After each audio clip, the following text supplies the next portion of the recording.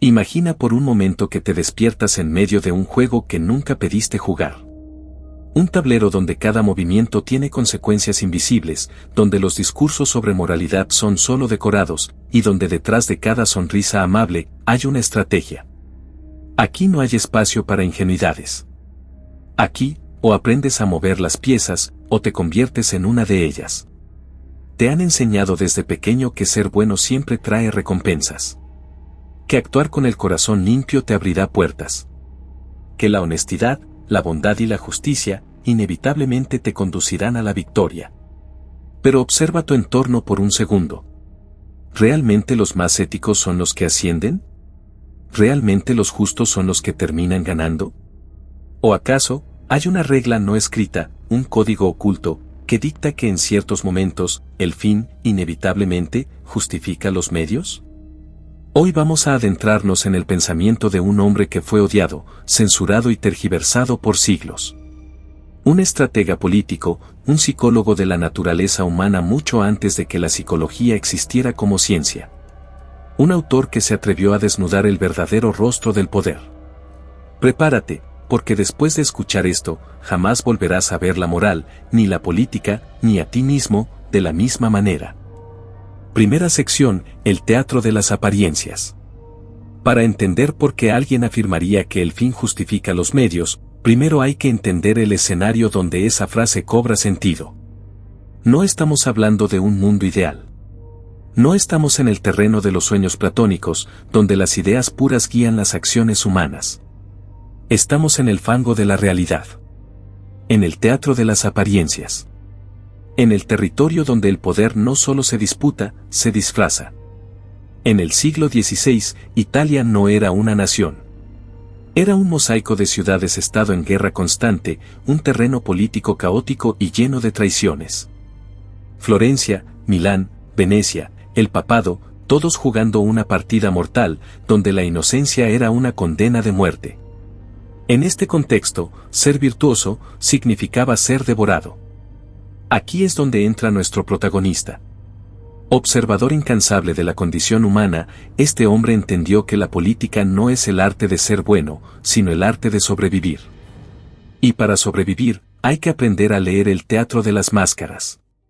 Porque en política, nadie es quien dice ser. El discurso es una fachada. La promesa es una trampa.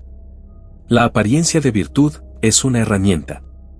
Su análisis es brutalmente honesto. El ser humano, en su mayoría, no es guiado por la moral.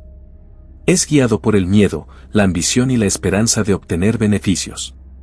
Y si el pueblo necesita ver a su líder como un hombre justo, el líder deberá aprender a actuar como tal, aunque por dentro, maquine planes que harían temblar al más cínico. La pregunta, entonces, no es si es correcto mentir, manipular o incluso traicionar. La verdadera pregunta es, ¿qué está en juego? Si el destino de todo un pueblo, o la estabilidad de un Estado, depende de una decisión inmoral, ¿quién tiene el lujo de ser ético? Aquí se revela una de las grandes enseñanzas de este pensador: la política no se juzga con la moral del individuo, se juzga por sus resultados. Es como un cirujano que, para salvar una vida, debe amputar un miembro. Doloroso. Injusto en apariencia. Pero necesario.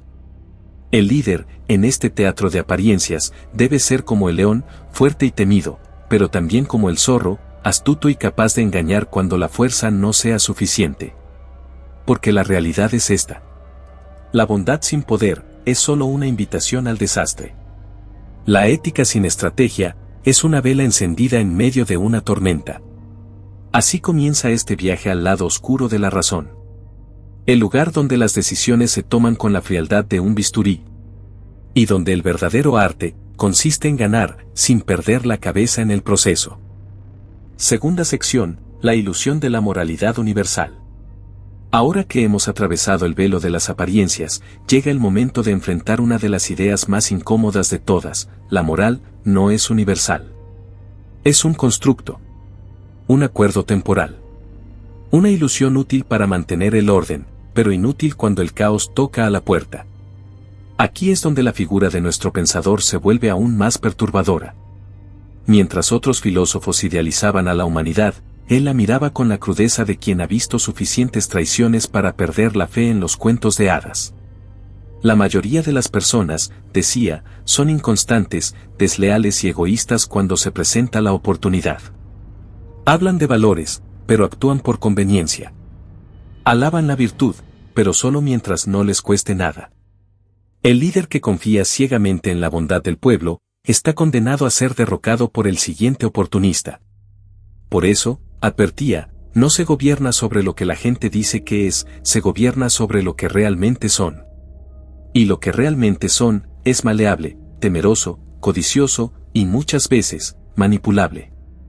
Es aquí donde nace el concepto más polémico, y más malinterpretado de todos: el fin justifica los medios. No es una invitación al sadismo. No es una carta blanca para cometer atrocidades sin medida. Es un diagnóstico. Una radiografía del poder en su forma más pura. Si el objetivo es preservar el Estado, evitar una invasión, proteger la vida de miles o garantizar el futuro de una nación, entonces el líder no puede darse el lujo de actuar como un santo. La moral individual debe ceder ante la responsabilidad colectiva. Porque la historia no recuerda a los que fueron buenos, recuerda a los que fueron eficaces. Aquí es donde la línea entre el bien y el mal se vuelve borrosa. Aquí es donde los dilemas éticos pierden su claridad. Y donde surge la verdadera pregunta: ¿es peor cometer una injusticia puntual, o permitir un mal mayor por no haber actuado? Es como empuñar un cuchillo en mitad de un incendio. No lo haces porque quieras, lo haces porque no tienes otra opción. Y es en ese instante, en ese cruce de caminos donde el líder revela su verdadera naturaleza. Maquiavelo no nos está diciendo que debemos ser crueles por placer. Nos está diciendo que, a veces, para evitar el colapso, hay que ensuciarse las manos. Y quien no esté dispuesto a hacerlo, debería mantenerse lejos del poder. La moral universal es hermosa en teoría. Pero en la práctica, es un lujo que pocos pueden permitirse. Aquí es donde el juego se vuelve real. Aquí es donde empieza a doler. Tercera sección: el arte de la guerra psicológica. Ya entendimos que el poder no se construye con buenas intenciones, sino con decisiones frías.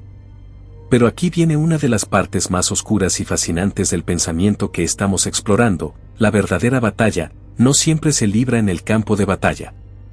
La guerra más peligrosa es la guerra psicológica. El liderazgo no solo se mide por la fuerza física o militar. Se mide por la capacidad de manipular percepciones. De sembrar miedo donde se necesita obediencia. De crear esperanza cuando el pueblo empieza a tambalear. De disfrazar la debilidad con una máscara de invulnerabilidad. Y esto no es cinismo. Es estrategia de supervivencia. Un príncipe, o cualquier líder en el sentido moderno, un CEO, un político, un estratega, no puede permitirse el lujo de ser predecible. Tiene que aprender el arte de la doble cara. Mostrar una fachada de virtud, mientras oculta sus verdaderas intenciones, como un ajedrecista esconde su jugada maestra. Porque el verdadero poder no está solo en la fuerza. Está en controlar la narrativa. Maquiavelo lo entendía mejor que nadie: la percepción de poder muchas veces es más efectiva que el poder mismo. Un enemigo que te percibe débil, te atacará. Un pueblo que te percibe injusto, se rebelará. Pero un enemigo que te teme y un pueblo que te respeta o te necesita son mucho más fáciles de controlar. Y aquí llegamos a otra de sus lecciones incómodas. Es preferible ser temido que amado, si no puede ser ambas cosas. Porque el amor es volátil. Depende de emociones frágiles. Pero el miedo es un pegamento mucho más resistente. No significa que el líder deba ser un tirano sediento de sangre. Significa que debe construir una imagen de autoridad incuestionable. Una presencia que haga pensar dos veces antes de desafiarlo. La guerra psicológica no se trata de violencia directa. Se trata de controlar expectativas. De hacer que el oponente dude. De que la población sienta que hay más que perder que ganar si se subleva. Es como el movimiento de una sombra en una habitación oscura. Como un cuchillo invisible que se siente antes de siquiera ser desenfundado. La estrategia aquí es clara. Ganar antes de que la batalla comience. Un líder que domina la guerra psicológica raramente tiene que recurrir a la violencia abierta. Porque el terror anticipado, la incertidumbre cuidadosamente cultivada y la reputación de ser implacable son armas mucho más efectivas que cualquier ejército. Y aquí, una vez más, el dilema moral queda relegado a un segundo plano. Porque al final del día, ¿qué es más cruel? ¿Ejecutar una acción contundente para evitar una guerra, o permitir que la falta de decisión arrastre a miles a la miseria y la muerte? Maquiavelo responde sin titubear. El líder debe estar dispuesto a ser el villano, si eso significa evitar un desastre mayor. La historia juzgará por los resultados, no por las intenciones. Y aquí es donde muchos fracasan. Quieren liderar, pero no están dispuestos a pagar el precio psicológico, emocional y moral que eso implica. La guerra psicológica es el filo invisible que sostiene el equilibrio del poder. Y quien no entienda esto, está condenado a perder. Cuarta sección, el costo humano de la eficacia. Hasta ahora hemos recorrido el territorio de la estrategia, la manipulación y la psicología del poder. Pero aquí es donde la conversación se vuelve más incómoda, más visceral, más humana. Porque detrás de cada decisión fría, detrás de cada movimiento calculado, hay una consecuencia que trasciende el tablero político, el costo humano. Es fácil hablar de tácticas desde la distancia. Es cómodo analizar estrategias en libros de historia o en conferencias universitarias. Pero en el momento en que una orden se ejecuta, la vida real empieza a sangrar. Personas pierden su libertad. Familias son desplazadas. Voces son silenciadas. Y la línea entre líder y tirano, entre estratega y monstruo, empieza a difuminarse. Aquí es donde muchos críticos de nuestro protagonista lanzan su ataque más feroz. Lo acusan de legitimar la crueldad, de abrir la puerta a la tiranía, de justificar cualquier atrocidad bajo la bandera de la eficacia. Y es aquí donde se revela la paradoja central. El líder no puede ser emocionalmente débil, pero tampoco puede ser moralmente ciego. Maquiavelo no era un defensor del sadismo. No glorificaba la violencia por placer. Su mensaje era más complejo: haz lo que sea necesario, pero solo lo necesario.